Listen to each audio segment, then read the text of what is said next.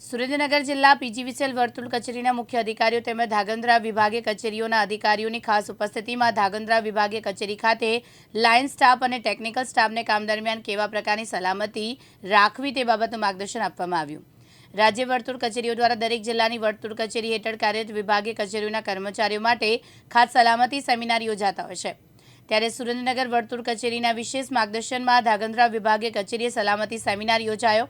PGVCL Dhrangadhra વિભાગીય કચેરીના line staff તેમજ ટેકનિકલ સ્ટાફ કામ દરમિયાન જરૂરી સાવચેતીની તકેદારીઓ કેવી રીતે રાખવી તે અંગે સમજણ આપવામાં આવી હતી।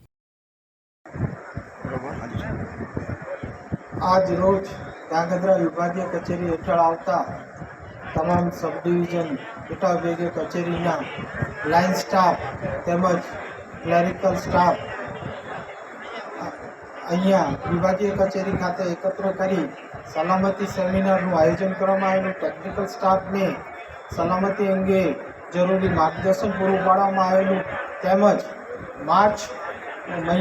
માસ દરમિયાન ડબ્લ્યુટીએસ રિકવરી અંગેની જે કામગીરીમાં તે લોકોની સારી કામગીરી બિરદાવવા માટે પ્રશસ્તિ પત્ર પણ આપવામાં આવે।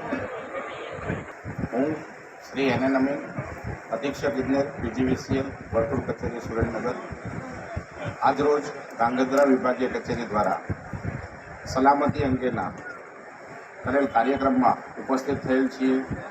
આ તકે તમામ લાઇન સ્ટાફ મિત્રોને સલામતી અંગેની દીર્ઘ સમજૂતી આપેલી છે અને તમામ લાઇન સ્ટાફ મિત્રોને પોતાના પરિવારને બચાવવા માટે થઈ અને વિવિધ સલામતી અંગે ખૂબ જ જાગૃત કરેલા છે। આ સાથે તમામ લાઇન સ્ટાફ મિત્રોને પરિવાર સાથે સ્વરૂચિ ભોજન પણ આપવામાં આવેલ છે।